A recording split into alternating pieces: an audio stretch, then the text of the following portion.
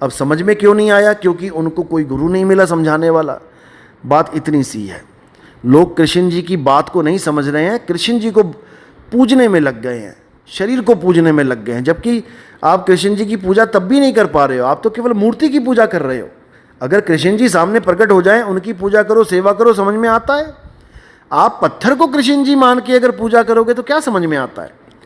सोमनाथ के मंदिर में 17 बार अटैक किया मुगलों ने, मुसलमानों ने लूट के ले गए। सोचो, आपका घर कोई नहीं लूट पा रहा, गली में कितने मुसलमान हैं, लूट के दिखाएं। आप अपने घर की रक्षा करने में समर्थ हो, तो भोले शंकर सोमनाथ के मंदिर की रक्षा क्यों नहीं कर पा रहे हैं 17 बार? क्योंकि भोले शंकर सोमनाथ में है ही नहीं। अगर वो होते तो मैं कहता हूं एक बार भी लूट के दिखा देता कोई। लेकिन नहीं समझ में आ रहा लोगों को। लोग शिवलिंग को भोले शंकर मान के बैठ गए हैं। ऐसा नहीं है, ऐसा बिल्कुल नहीं है। आप अगर शिव महापुराण भी पढ़ोगे आपको समझ में आएगा कि शिव महापुराण कह क्या रहा है, लेकिन कोई समझ ही नहीं रहा है, बात ही नहीं समझ में आ रही किसी के। खैर, अब जागृति हो रही है। आप जैसे विवेकी हंस हैं मालिक के, बहुत जाग रहे हैं, और आने वाले समय में सब एक हो जाएंगे। ये हिंदू मुसलमान का झगड़ा ही खत्म हो जाएगा। बस एक बार विवेकी हंस एक आवाज़ में बोल पड़े ना, फिर पूरी दुनिया हिल जाएगी। आप चिंता ना करें। चलो ठीक है, अब आप लोग करें अपना डिस्कस, जो भी मैंने बोला है उसको अच्छी तरह समझें, आपस में विचार करें, और जो सत्य है उसके साथ जुड़ जाएं। मैं ये नहीं कहता हमारे साथ जुड़े या किसी और के, हम कहते हैं जो सत्य है उसके साथ जुड़ें, उसके ज्ञान के साथ जुड़ें और अपना कल्याण करें। नहीं तो समय ज़्यादा नहीं है किसी के पास। देखो कैसे हादसे हो रहे हैं, 300 बंदा मर गया ट्रेन में। बताओ, वो क्या भगवान की पूजा नहीं करता था? कितने लोग थे वहाँ पे, क्या नाम है, जो जगन्नाथपुरी, वो दर्शन करके आ रहे होंगे उड़ीसा से। तो भगवान ने क्यों नहीं बचाया उनको? या अल्लाह की बंदगी करके आ रहे होंगे, क्यों नहीं बचाया उनको? क्योंकि भगवान कभी किसी को बचाता ही नहीं है। गीता में स्पष्ट लिखा है कि ना तो मैं किसी का पुण्य ग्रहण करता हूं और ना ही मैं किसी का पाप ग्रहण करता हूं। यानी मैं पाप और पुण्य ग्रहण करता ही नहीं हूं। मैं किसी को ना बचाता हूं ना मैं किसी को मारता हूं। अपना ही जो प्रकृति का रोल है वो प्रकृति कर रही है। हो सब मेरे ही द्वारा रहा है, यानी आत्मा की शक्ति से सब हो रहा है, लेकिन मैं इंटरफियर नहीं करता किसी में भी। मैंने बचने का एक साधन बना रखा है, ग्रंथ पढ़ो और उसको समझो कि क्या मैंने कहा है। वही एकमात्र रास्ता है। घंटियां बजा के या मंदिरों में पूजा करके इससे कोई बचने वाला नहीं है। काल रूपी जो आएगी मृत्यु सबको खाएगी, लेकिन मृत्यु से बचने का एक ही रास्ता है कि आप आत्मज्ञान को जानें और आत्मा ही हो जाएं। फिर मृत्यु आपको छू ही नहीं सकती। कबीर साहब कहते हैं, हम ना मरिब मरिब संसारा, हमको मिला जियावन हारा। यानी अब मैं नहीं मरूंगा, संसार मरेगा। संसार क्या है? काया, शरीर, ये मरेगा, मैं नहीं मरूंगा। मैं तो अजन्मा हूं, नित्य हूं, शाश्वत हूं। जिसको हम गाते भी हैं, ईश्वर अंश जीव अविनाशी। अब बताओ, जीव को हम अविनाशी कह भी रहे हैं, फिर भी हम सोच रहे हैं राम ने रावण को मारा, कृष्ण जी ने कंस को मारा, हिरण्यकश्यप को नरसिंह ने मारा। अरे किसी ने किसी को नहीं मारा भाई। जीव तो अविनाशी है, मरेगा कैसे? केवल शरीरों ने शरीरों को मारा, कपड़ों ने कपड़ों को फाड़ा।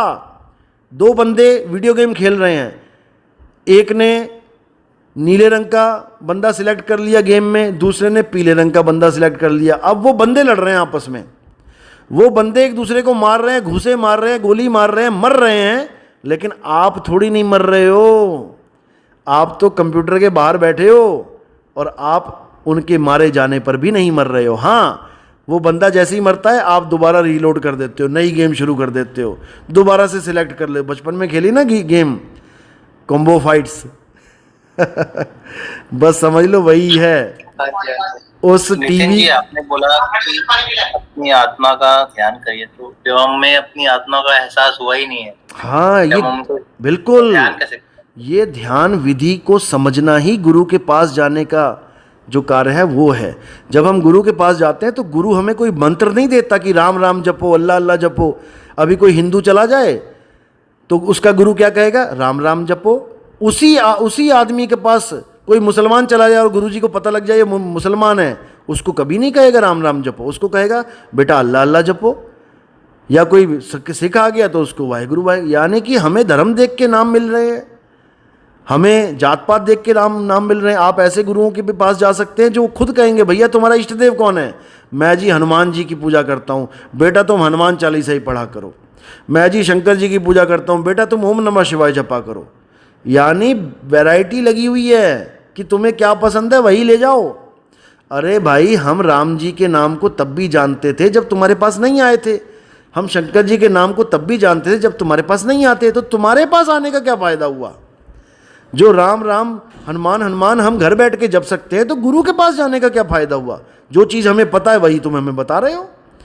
गुरु के पास जाने का फ़ायदा तब होता है जब आत्मज्ञानी गुरु आपको मिल जाए, तब वो आपके सारे मंत्र तंत्र छुड़वा देता है। राम राम जपना छुड़वा देता है, अल्लाह अल्लाह जपना छुड़वा देता है, वाहिगुरु वाहिगुरु जपना छुड़वा देता है, और फिर तुम्हें असली राम से जोड़ता है, असली अल्लाह से जोड़ता है, असली वाहिगुरु से जोड़ता है, क्योंकि वो तुम्हें तुम्हारी आत्मा से जोड़ता है। और जब तुम अपनी आत्मा से जुड़ते हो तब तुम्हारे अंदर दिव्य ज्ञान प्रकट होता है। जैसे पंखे को हाथ लगाना और करंट को हाथ लगाना, जिसमें जमीन आसमान का अंतर है, इसी प्रकार प्रभु का नाम जपना और प्रभु के साथ जुड़ जाना, इन दोनों में जमीन आसमान का अंतर है। जैसे पानी पानी जपना प्यास लगने पे और पानी को पीना, जमीन आसमान का अंतर है। तो पानी पानी जपना छुड़वाना है और पानी को पिलाना है।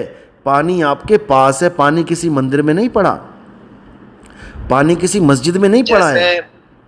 मतलब जैसे कई वाणियों में भी आता है कि तेरा एक नाम तारे संसार, बिल्कुल, और बिल्कुल। कलयुग में भी नाम आधार। तो ये नाम की तो बात हो रही है, बिल्कुल। आप नाम के लिए मना कर रहे हैं। अरे नाम ये 52 अक्षरी नाम थोड़ी नहीं है, अक्षर नाम थोड़ी नहीं है। फिर तो राम राम करके केवल वही पार होंगे जो हिंदू हैं। अगर एक नाम की बात है, जैसे कलयुग में एक नाम आधारा, एक नाम, तेरा एक नाम तारे संसार, तो पहले तुम एक पे ही आके दिखा दो सारे संसार वालों।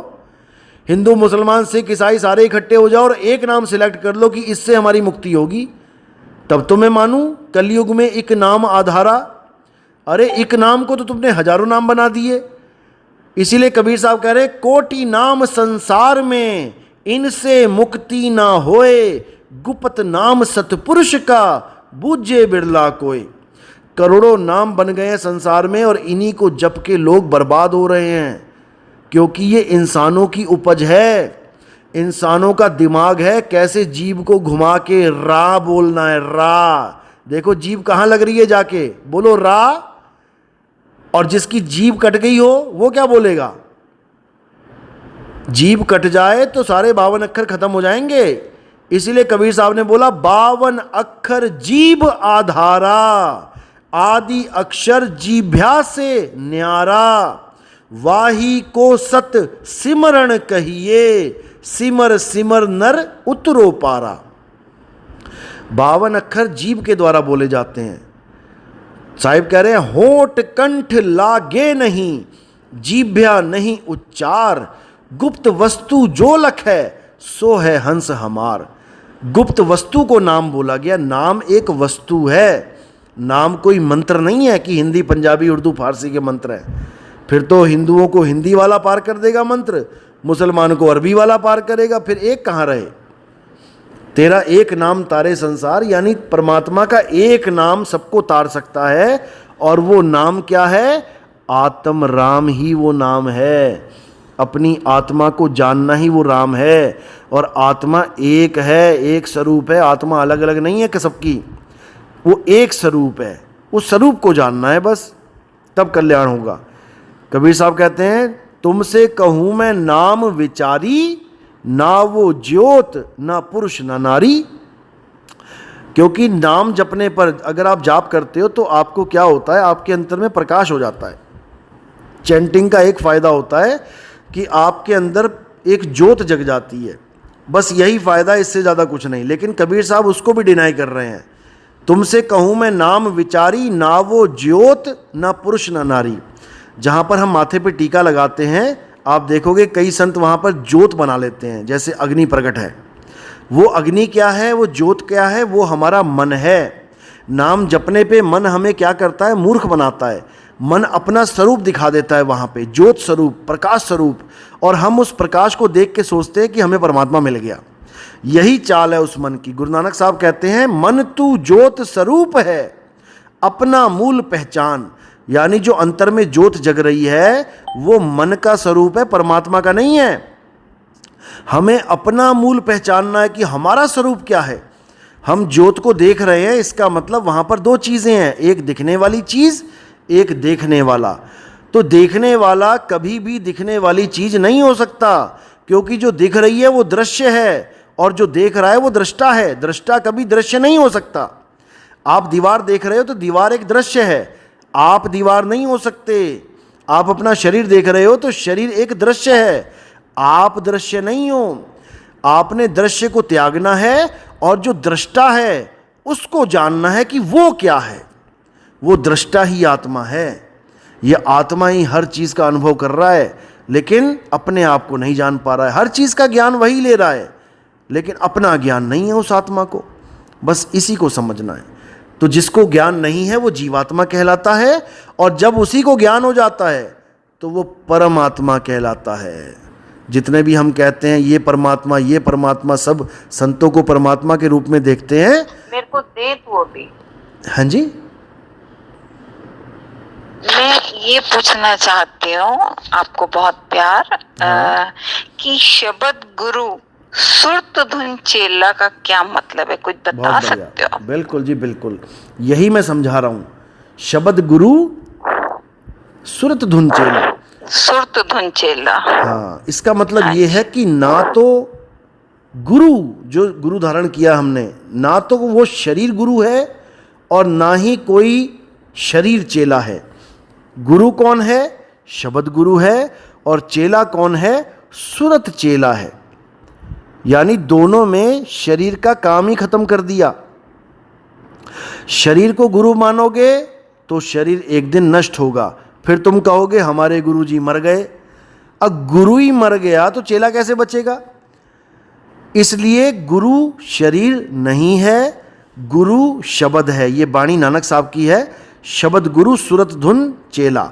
उनको जब पूछा गया कि तुम्हारा गुरु कौन है, तब उन्होंने ये नहीं कहा कि मेरा गुरु कोई शरीर है, उन्होंने कहा कि मेरा गुरु शब्द गुरु है। अब ये शब्द गुरु क्या होता है? परमात्मा का ही पर्यायवाची नाम है शब्द गुरु। शब्द गुरु का मतलब होता है एक ऐसी अखंड आवाज जिसका कोई आदि और अंत नहीं है। शब्द का मतलब होता है आवाज। जैसे हम जो शब्द बोल रहे हैं ये भी एक आवाज ही है, लेकिन आप इन शब्दों को पहचान रहे हो क्योंकि आप मेरी भाषा जानते हो। अभी चाइनीज आके कुछ बोलने लग जाएगा तो तुम कहोगे पता नहीं कैसी आवाज़ निकाल रहा है मुंह में से, समझ में ही नहीं आ रहा। आप उस आवाज़ को शब्द बना ही नहीं पाओगे, आप समझ ही नहीं पाओगे कि वो कौन सा शब्द बोल रहा है, क्या मतलब है उसका। आप केवल उसको आवाज़ करके जानोगे, क्योंकि शब्द भी आवाज़ का ही एक रूप है। हमारे मुंह से जितनी भी आवाज़ें निकल रही हैं, हमने इसको बचपन में पढ़ लिया है, समझ लिया है कि सामने वाली आवाज़ ऐसी निकलेगी तो इसका क्या मतलब होगा। इसलिए जितनी देर मैंने बोला है अपने मुंह से केवल आवाज़ को निकाला है और जीभ से, कंठ से, तालू से उस आवाज़ को घुमा घुमा के शब्द बना दिए हैं। और उन शब्दों को आप उतनी ही स्पीड से समझ रहे हो जितनी स्पीड से मैं बोल रहा हूँ, क्योंकि आपने भी वो पूरा अभ्यास किया हुआ है जो अभ्यास मैंने किया हुआ है। मैंने बोलने का अभ्यास किया है तो सुनने का भी अभ्यास किया है, इसीलिए हम एक दूसरे की बात समझ पा रहे हैं। कई बार अंग्रेज कुछ बोलता है तो हम उसकी बात नहीं समझ पाते, भले हमें अंग्रेजी आती हो, लेकिन वो हमारी सोच से ज़्यादा फास्ट बोल देता है, तो हमें उसको धीरे धीरे करके समझना पड़ता है कि क्या बोल दिया इसने। 2 बार 3 बार रिपीट करना पड़ता है। शब्द उस शब्द ये जो हम शब्द मैं डिफरेंस बता रहा हूँ। अभी सॉरी फॉर डिस्टर्ब। हाँ, मैं डिफरेंस बता रहा हूँ। कहीं आप शब्द गुरु को ये शब्द ना मान लो जो मुंह से निकल रहे हैं। मैं इसलिए इसको डिफाइन कर रहा हूँ, क्योंकि लोग ये मान बैठे हैं कि शब्द गुरु क्या है, वाहे गुरु ही शब्द गुरु है। वो उस शब्द गुरु को मान लेते हैं जो बोलने लिखने पढ़ने में आते हैं। जबकि कबीर साहब की वाणी आप पढ़ेंगे गुरु ग्रंथ साहब में तो वहाँ पर बिल्कुल स्पष्ट लिखा है, 52 अक्षर जोरे आन, सक्या न अक्षर एक पहचान। यानी 52 अक्षरों को जोड़ जोड़ के हर धर्म के लोगों ने शब्द बना लिए, अपने अल्लाह का वाहेगुरु का नाम बना लिया, लेकिन उस एक अक्षर को नहीं जान पाए जिस अक्षर को अविनाशी आत्मा कहते हैं। बस इतना फर्क है। सही। उस सही है। अक्षर को ही अविनाशी। ये सारे जो अक्षर हैं, ये जो सारे अक्षर हैं, ये क्षर हैं, ये क्षर खिर हैं, खिर बिल्कुल, जाएंगे, ये खिर खिर जाएंगे। जाते हैं। हाँ, पर वो अक्षर नहीं, बिल्कुल। 52 अक्षर ही खिर जाएंगे। हाँ, वो इनमें अक्षर वो यामे अक्षर नहीं। बिल्कुल, गरीबदास जी भी कह रहे हैं अपनी वाणी वो में। अक्षर ही तो चाहिए। अरे तो अक्षर ही वो तो अक्षर चाहिए। आपके पास है, किस कोई और थोड़ी नहीं देगा आपको वो अक्षर। अब आत्मा आपको कौन दे सकता है? आत्मा आपके पास है, लेकिन आत्मा का ज्ञान नहीं है। जैसे एक मरीज और एक डॉक्टर, दोनों के पास दिल है, मरीज के पास भी दिल है, डॉक्टर के पास भी दिल है, लेकिन मरीज को दिल का ज्ञान नहीं है। डॉक्टर ने 4 साल पढ़ाई करी है उस दिल के बारे में, कार्डियो का डॉक्टर है, दोनों के पास दिल है, लेकिन मरीज डॉक्टर के पास जा रहा है क्योंकि उसके पास दिल का ज्ञान नहीं है कि कैसे ठीक होगा, क्या प्रॉब्लम हो गई है। डॉक्टर के पास ज्ञान है, जबकि दिल दोनों के पास है। इसी प्रकार आत्मा आपके पास भी है, आत्मा मेरे पास भी है। मैं आपको आत्मा दे नहीं सकता, लेकिन आत्मा का ज्ञान समझा सकता हूं।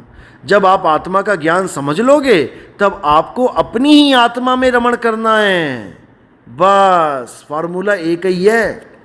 आप जितने भी योगी देखोगे, ये बैठे हुए हैं, ये मूर्तियां नहीं पूज रहे हैं, ये ध्यान में बैठे हैं। भोले शंकर किसी की मूर्ति नहीं पूज रहे हैं, ये ध्यान में बैठे हुए हैं। किसके ध्यान में बैठे हुए हैं? बस यही समझना है। ठीक है, हमें आत्मा का ध्यान करना है। आत्मा का ध्यान करेंगे तो आत्ममयी हो जाएंगे। हाँ बोलिए। हाँ जी, ये मन तो ज्योत स्वरूप है, अपना मूल पछाण। हर जी तेरे नाल है, गुरमति रंगमान। बिल्कुल, हर जी तेरे नाल है, यानी आत्मदेव तेरे साथ है। गुरु ग्रंथ साहब में केवल आत्मदेव की पूजा को बोला गया है। आत्मदेव पूजिए, गुर के सहज सुभाए। आत्म में राम, राम में आत्म, चीनस गुरुमुख विचारे।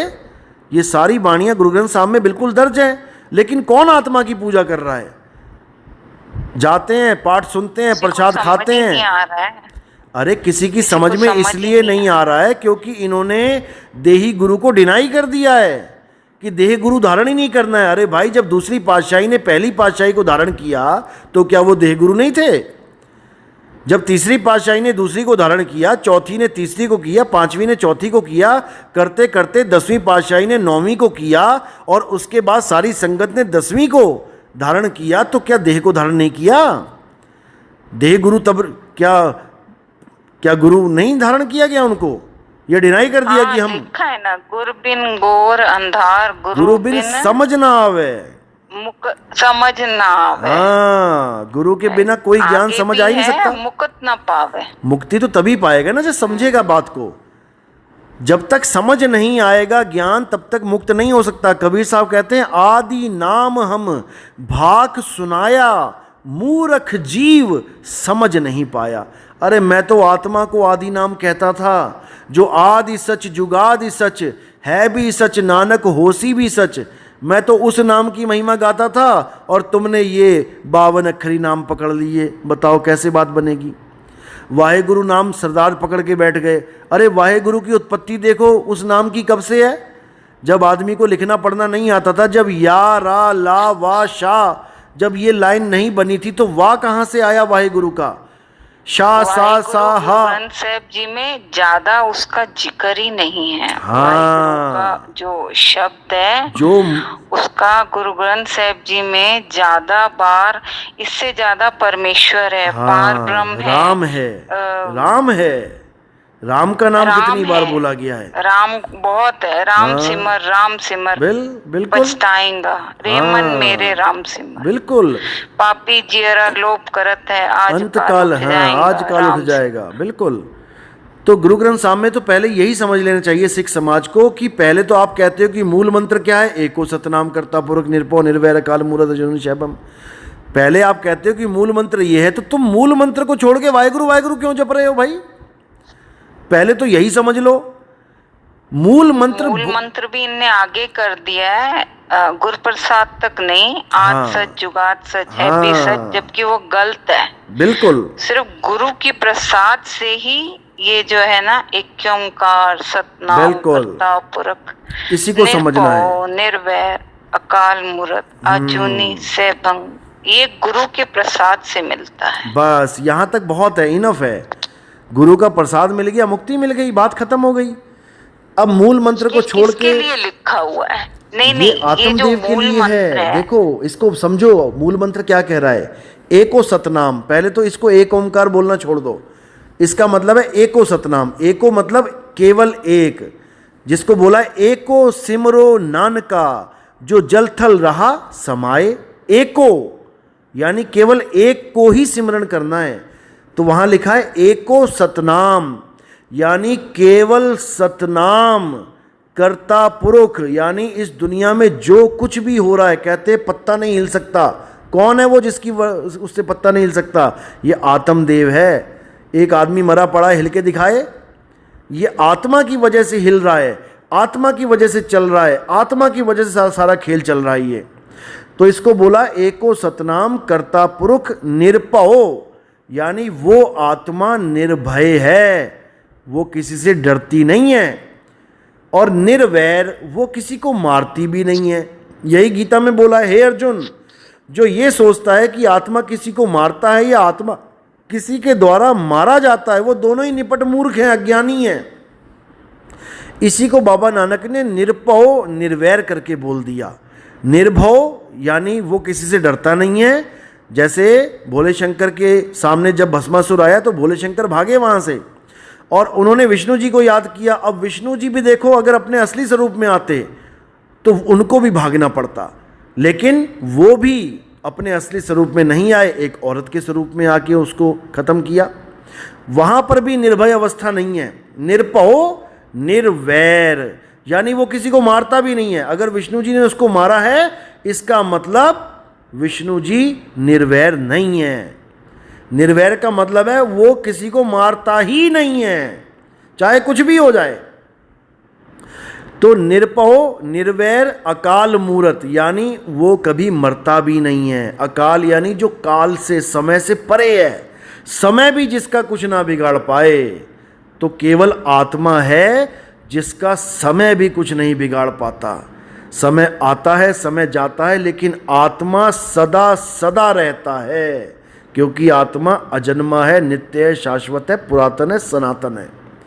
तो कह रहे हैं निरपहो निर्वैर अकाल मूरत अयोनी, यानी वो किसी शरीर में नहीं आता, वो शरीर धारण ही नहीं करता। अयूनी अजूनी सैपंग, वो स्वयं से ही प्रकाशित है, उसको किसी ने पैदा नहीं किया। गुरु प्रसाद मिलता है तो केवल गुरु के प्रसाद से मिलता है। और गुरु का प्रसाद वो नहीं है जो थोड़ी सी सूजी का हलवा बना के बांट दिया। गुरु प्रसाद होता है गुरु का ज्ञान। जो गुरु तुम्हें ज्ञान दे रहा है वही गुरु का प्रसाद है। और जब उस ज्ञान को आप प्राप्त कर लेते हो तो आपको आत्मदेव की पूजा करने का पूरा तरीका समझ में आ जाता है। उसके बाद शरीरों का कोई रोल ही नहीं रह जाता। फिर आप राम जी को अलग, कृष्ण जी को अलग, हनुमान जी को अलग नहीं मानते हो, फिर सब एक हो जाते हैं।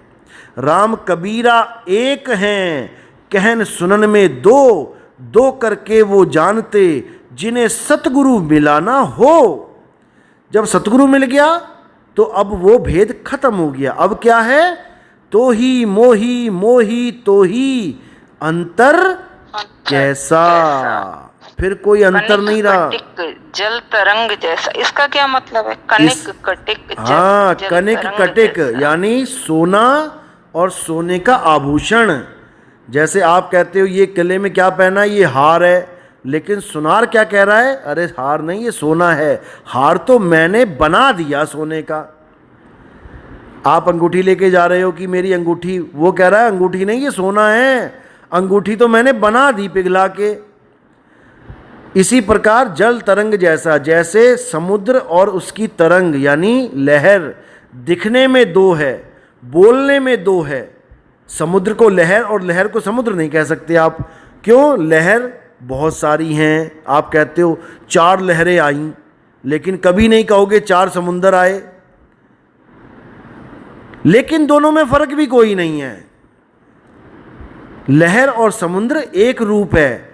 जब हवा का साथ लहर लेती है, यानी ऊपर की सतह का पानी लेता है, तो वही समुद्र लहर के रूप में दिखाई देता है।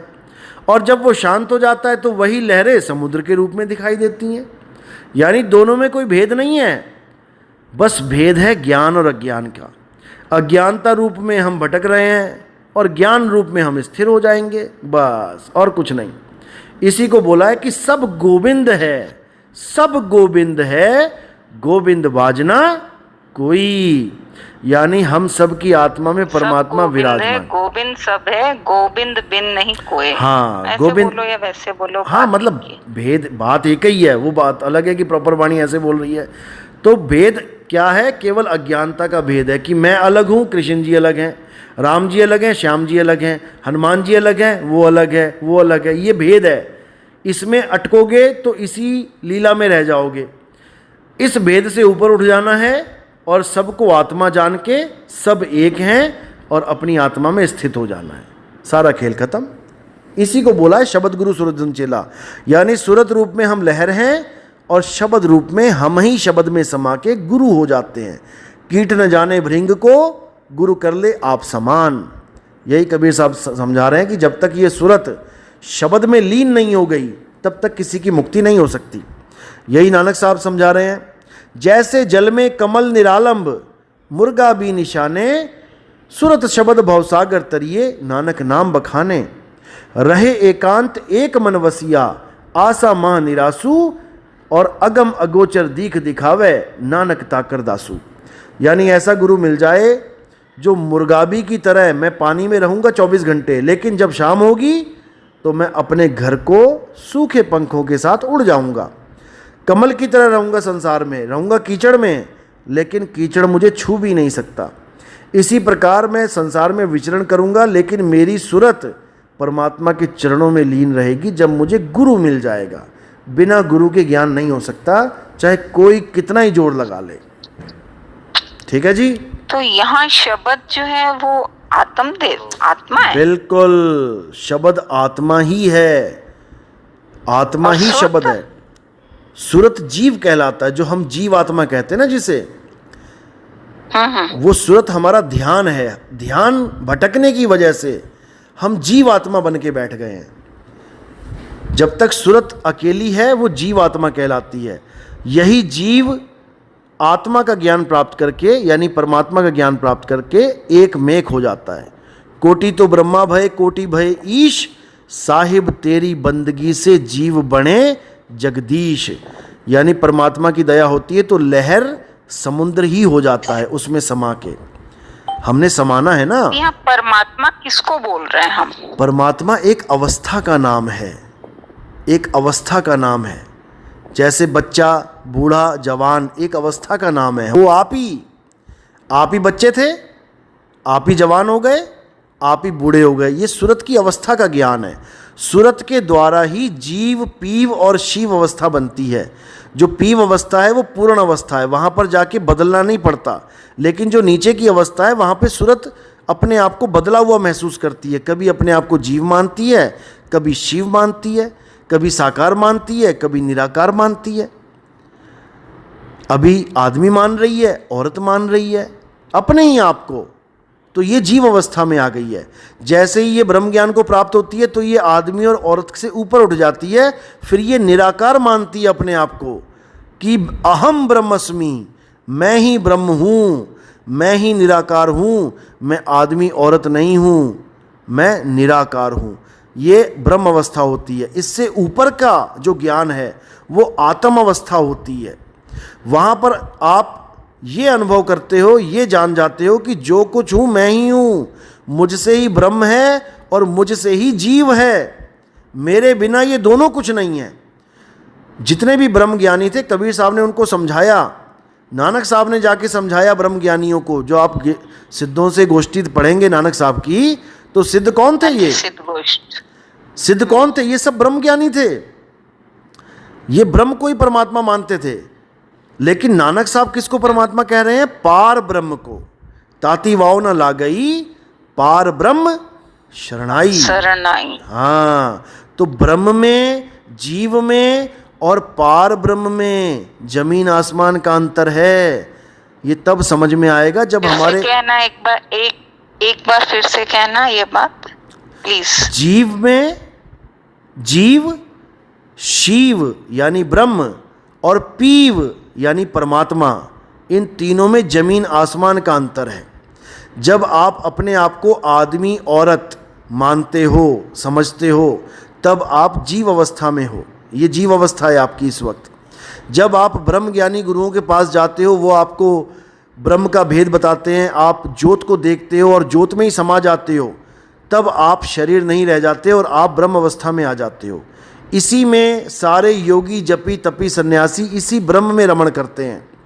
और जब इससे भी आगे की अवस्था आपको मिलती है, जब आपके जीवन में पार ब्रह्म ज्ञानी गुरु आता है, तब इन दोनों अवस्थाओं को छुड़वा दिया जाता है। ना तो जीव रहना है, ना शिव होना है। अब क्या बनना है? अब पीव अवस्था को प्राप्त करना है।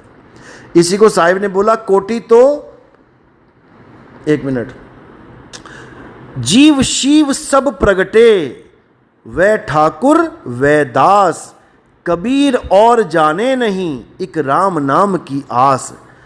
कबीर साहब कह रहे हैं कि ना तो मैं जीव अवस्था को मानता हूं कि वो सत्य है, ना ही मैं ब्रह्म अवस्था को मानता हूं कि वो सत्य है।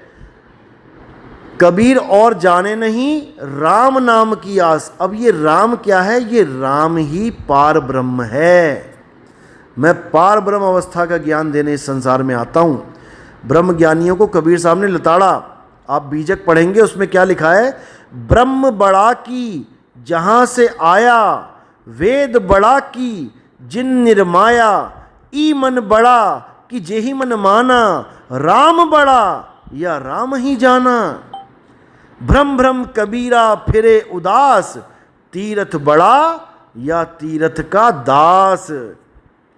इतनी स्पष्ट वाणी कबीर साहब ने बोली कि ब्रह्म बड़ा की जहाँ से आया। जो लोग कहते हैं ब्रह्म ज्ञान ही सबसे बड़ा ज्ञान है, ब्रह्म ही परमात्मा है, साहिब कहते हैं ये परमात्मा कहाँ से आ गया? तुम्हारा ब्रह्म, जो बार बार सृष्टि बना रहा है, सृष्टि नाश कर रहा है। इसको क्या पड़ी हुई है बार बार सृष्टि बनाने की?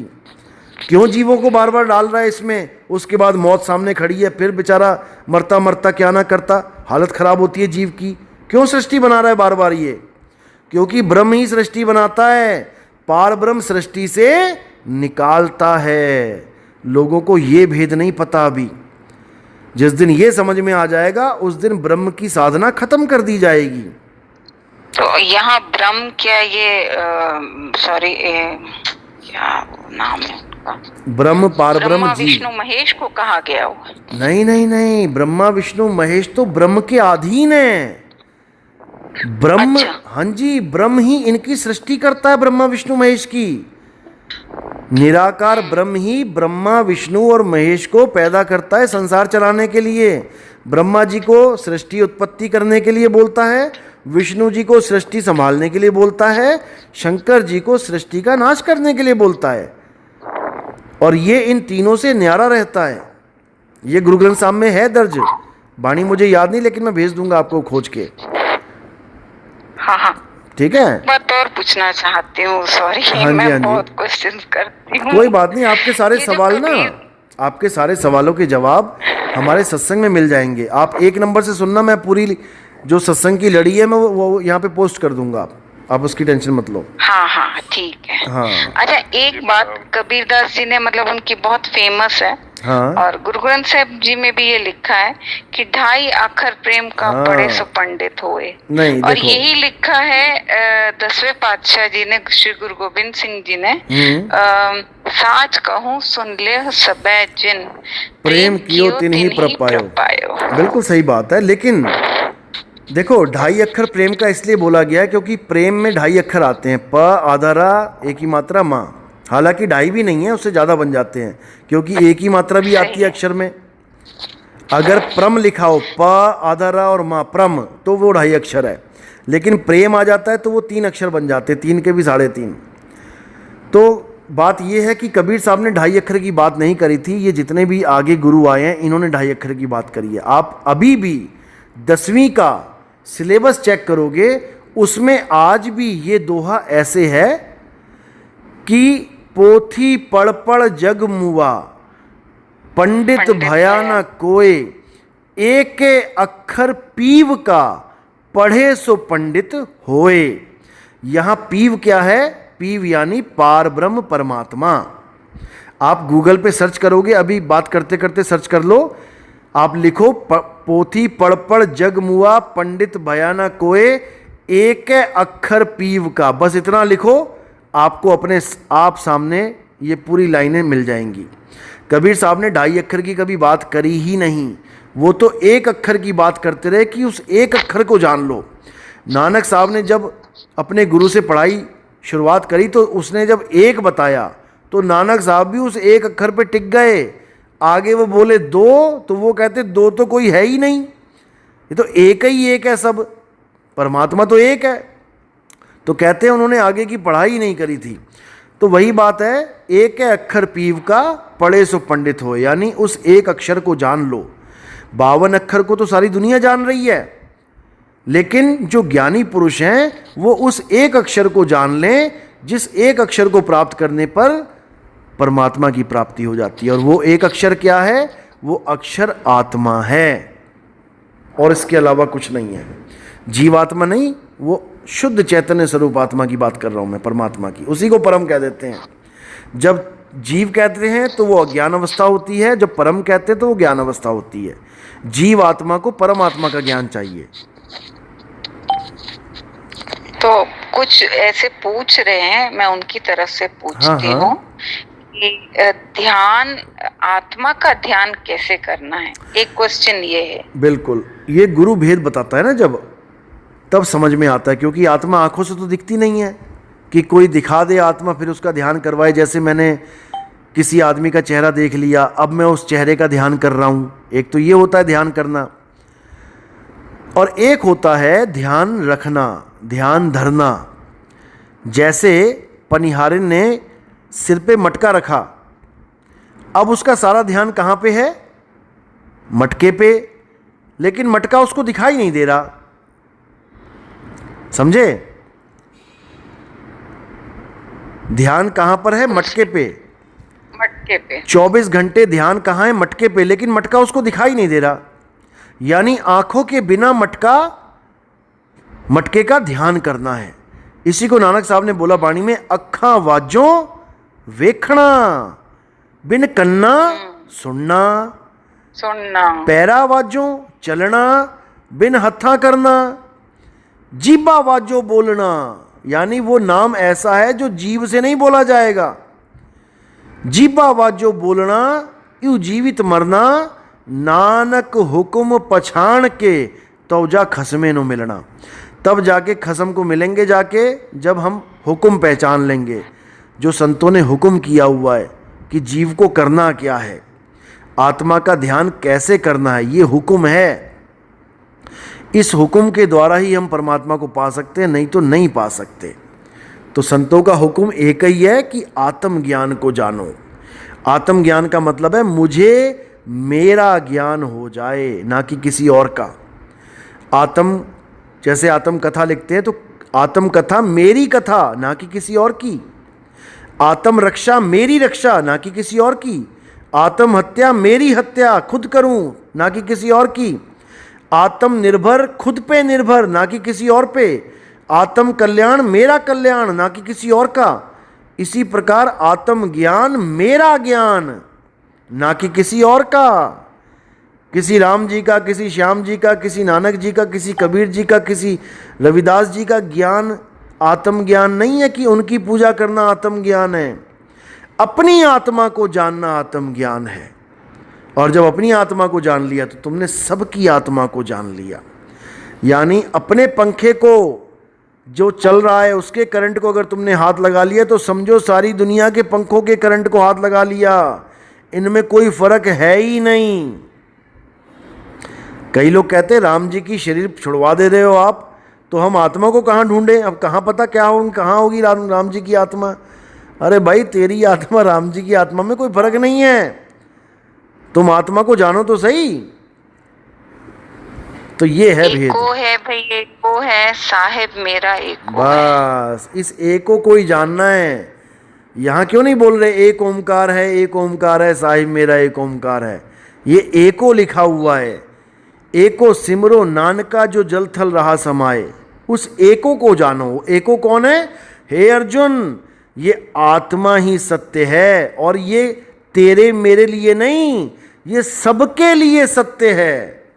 यही वो एक सत्य है जिसको अपनाकर सब दोबारा से एक हो जाएंगे, जो इतने अलग अलग हो चुके हैं।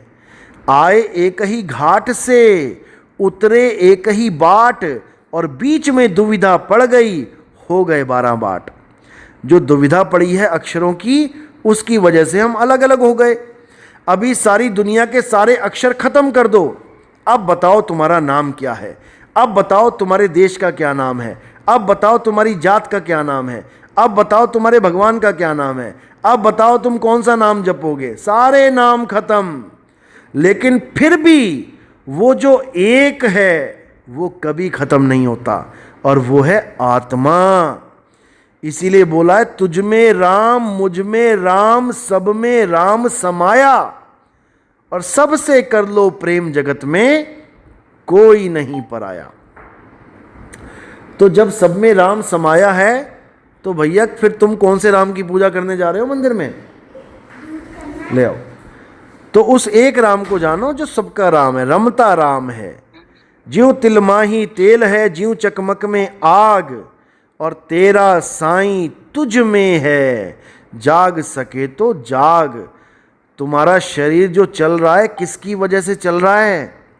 उस राम को जानो, तब समझ में आएगा राम क्या होता है। चलो जी, काफी टाइम हो गया, मैंने कहीं अच्छा, जाना था। एक क्वेश्चन का आप रिप्लाई दे दो मेरे, फिर मैं बाकी किसी को पूछना हो तो मैं 15 मिनट के लिए आया था और मैं 1 पूछना घंटा जैसे हम 21 मिनट हो आपके चुके। कहे पे चलते हैं। नहीं कोई नहीं। हाँ अब जी, देखो, एक्चुअली किसी को मैंने टाइम दे रखा था ना, उसका भी फोन नहीं आया, लग चलो रहा है वो भी एक का सो दे गया। दो मेरे हाँ को, बोलिए ये बहुत बोलिए। शायद सभी ये हाँ चाहते बिल्कुल होंगे। बिल्कुल, देखो आपके लिए ही Maybe। बैठा हूँ मैं यहाँ पे, बोलिए आप। अब देखो, जैसे हम आपके कहे पे चलते हैं, हाँ जी, ठीक हाँ है ना, जी। तो 33 करोड़ देवी देवते नाराज तो नहीं होंगे कि भाई देखो ये जी, तो हमको छोड़ के दूसरों के देखो, पीछे चल मतलब एक अपनी चीज आत्मा। मैं कहना चाहूंगा, बस एक चीज, ये आपका अगर आखिरी सवाल है तो आप अगर वीडियो कॉल पर अगर इसको आकर एक बार हम आपको देख भी लेंगे, अगर आप आना चाहें तो इसका इस सवाल का जवाब आप ऐसे दे सकते नहीं हैं। नहीं, मैं ऐसे ही दे देता हूँ। वीडियो कॉल क्या चीज़ है, छोड़ो उसको। शब्दों में जान होना चाहिए। अब मैं जो बोलने जा रहा हूँ इसको ध्यान से समझो। पहली बात ये है कि आप जो सोच रहे हो कि देवी देवताओं को छोड़ के वो नाराज़ तो नहीं होंगे, पहली बात तो ये समझ लो कि देवी देवता तो द्वापर युग में ही छुड़वा दिए गए थे। कृष्ण जी ने गोवर्धन की पूजा क्यों करवाई, बताओ मुझे। कृष्ण जी ने गोवर्धन पूजा क्यों करवाई थी? गोकुल वासियों को ये बोला था कि आज के बाद कोई हवन यज्ञ नहीं करेगा, आज के बाद कोई किसी देवी देवता की पूजा नहीं करेगा, किसी की भी पूजा नहीं होनी चाहिए। पूजा पाठ तो तभी छुड़वा दिया गया था। तो लोग बोलने लगे कि महाराज हमें तो आदत पड़ी हुई है पूजा करने की, हम क्या करें? तो उन्होंने कहा कि देवी देवताओं की पूजा करने से अच्छा किसी पहाड़ को पूज लो जाके। जैसे कबीर साहब कह रहे हैं, पाथर पूजे हरि मिले तो मैं पूजूं पहाड़। तो यही कृष्ण जी ने बोला। भली पीस खाए संसार। हाँ, तो कृष्ण जी ने भी यही बोला था कि देवी देवताओं की पूजा से अच्छा है तुम पहाड़ पूज लो। तो सब जाके पहाड़ पूजने लगे, बताओ। जबकि उनका भाव कुछ और था। तो ठीक है, जब पहाड़ पूजने लगे तो देवी देवता रुष्ट हो गए, जैसे आप कह रहे हो कि रुष्ट हो जाएंगे, तो उस वक्त भी रुष्ट हुए। जब रुष्ट हुए तो उन्होंने क्या किया, इंद्र ने क्या किया कि मैं इनको डुबो के मार दूंगा। उसने घनघोर बारिश कर दी। तब क्या हुआ, तब कृष्ण जी ने पर्वत उठा लिया एक उंगली पे और देवी देवताओं से हमारी रक्षा करी। अब बताओ, जो देवी देवताओं को छुड़वा रहा है, जो देवी देवताओं से हमारी जान बचा रहा है, वो ये कब कह के गया कि हिंदू धर्म का मतलब है देवी देवताओं को पूजना, सनातन धर्म का मतलब है देवी देवताओं की पूजा करना? वो तो कभी कह ही नहीं सकते ये बात। उन्होंने तो देवी देवताओं से पीछा हमारा तभी छुड़वा दिया था। लेकिन अज्ञानी लोग जो इस पंथ में घुसे हुए हैं, जो सनातन धर्म में घुसे हुए हैं, इन्होंने कृष्ण जी की बात को काट के दोबारा से देवी देवताओं में हमें उलझा दिया। अगर किसी के समझ में नहीं आई दोबारा पूछ लो, लेकिन जो मैं बता रहा हूं ये अटल सत्य है। आए कहां से? देवी देवता आए कहां से मतलब? मतलब फिर ये देवी देवता बने कैसे हैं? वो जो 33 करोड़ जो सतयुग में जो नहीं, मतलब, पहले तो ये 33 करोड़ कहना छोड़ दो। 33 करोड़ नहीं होते, 33 कोटि हैं। कोटि यानी प्रकार के। जैसे हमारे डिपार्टमेंट होते हैं, हमारे एमएलए कितने प्रकार के एमएलए हैं, कितने एमपी हैं, इसी प्रकार 33 कोटि हैं प्रकार के। आप गूगल पे सर्च करोगे मिल जाएगा आपको। कोटि यानी टाइप, टाइप, प्रकार। यस, टाइप, बिल्कुल। Okay okay okay. हाँ, तो 33 टाइप के हैं, 33 करोड़ नहीं है। 33 करोड़ तो आप नाम ही नहीं, 33 करोड़ तो अक्षर ही नहीं लिखे गए होंगे वेद पुराण में। 33 करोड़ बहुत होते हैं अक्षर। अच्छा, जैसे बच्चे सुनते नहीं है, इनको अध्यात्म में कैसे लेके आए? बच्चे सुनते नहीं हैं, देखो सुनते आप भी नहीं थे पहले जब आप बच्चे थे। ये समय के साथ होता है सब। धीरे धीरे थोड़ा थोड़ा करके हमें उनको लाना पड़ेगा। कैसे लाना पड़ेगा? उनको पहले बोझा उतारना पड़ेगा कि बेटा तू पूजा ही कर, तू ये कर, तू वो कर। लादना नहीं है, उनको सत्संग से जोड़ना है, सत्संग सुनवाना है। उनको ज़िंदगी की सच्चाई बतानी है कि बेटा एक एक करके सबने मर जाना है, मरने से पहले हमने कुछ करना है, वो काम तुम समझ लो बस। हम तुम्हें नहीं कहते पूजा करो, पाठ करो, लेकिन तुम अपने जीवन का लक्ष्य तो समझ लो। तुम स्कूल जा रहे हो तो तुम्हारा लक्ष्य क्या है कि मैं सबसे बड़ी क्लास की डिग्री लेके आ जाऊं। अब तुम स्कूल में जाते हो लेकिन पढ़ते नहीं हो तो जाना बेकार है। उनको केवल एक चीज़ बताओ कि तुम्हें इंसान जन्म क्यों मिला है, बस तुम इतना जान लो। बाकी वो खुद समझदार हैं। हर परमात्मा ने हर जीव के बुद्धि विवेक दिया हुआ है मालिक ने कि वो हर बात को समझ सके। बस समय निर्धारित होता है कि कोई जल्दी समझ जाता है, ध्रुव प्रहलाद जैसे बचपन में भक्ति करने लग जाते हैं, और हमारे जैसे कई बुढ़ापे में आके जागते हैं भैया कि भक्ति भी करनी है। बात इतनी सी है। तो ये जो गोविंद मिलन की ए तेरी बरिया लिखा हुआ है, तो ये गोविंद यही है? गोविंद यही है। आत्मदेव को ही गोविंद बोला गया है। देखो, अच्छा। हाँ, गुरु ग्रंथ साहब में अगर आपके पास वो वाली एप्लीकेशन है जिसमें एक अक्षर डाल के आगे का आप सर्च कर लोगे, या मैं पेज नंबर बता दूंगा, बिल्कुल स्पष्ट लिखा है, आत्मदेव पूजिए गुरु के सहज सुभाए। बस जो आत्मदेव पूजिए यही मूल है हम सबका, इसके अलावा और कुछ नहीं करना। जब देव लग गया आत्म के आगे तो वो जीवात्मा नहीं रहा। जब आत्मा के आगे देव लग गया तो वो बन गया परमात्मा, आत्मदेव। और हम क्या हैं? हम हैं जीव आत्मा। आत्मा हम भी हैं और आत्मा वो भी है, लेकिन हम अज्ञानी हैं और वो ज्ञान में है। बात इतनी सी है। जब हम ज्ञान में आ जाएंगे तो हम और वो एक रूप हो जाएंगे। तो ही मोही मोही तो ही अंतर कैसा, फिर कोई अंतर नहीं रहेगा। इस दुनिया में अंतर केवल इसीलिए है क्योंकि आत्मा और परमात्मा को हम अलग अलग करके बैठे हुए हैं। गुरु ग्रंथ साहब में साफ लिखा है कि आत्मा परमात्मा एको करे, अंतर की दुविधा अंतर मरे। अब उसकी दुविधा को खत्म करना है केवल, यानी मैं और मेरा परमात्मा दो नहीं हैं, हम एक ही हैं। लेकिन मैं उस अवस्था को नहीं जान पा रहा हूं, इसलिए मैं अपने आप को काया मान के बैठ गया हूं, इसलिए मैं उससे अलग हो गया हूं। अब मैंने काया को अपना स्वरूप नहीं मानना है और मैंने आत्म स्वरूप में स्थित हो जाना है, बस। इसके अलावा कुछ नहीं है। बाकी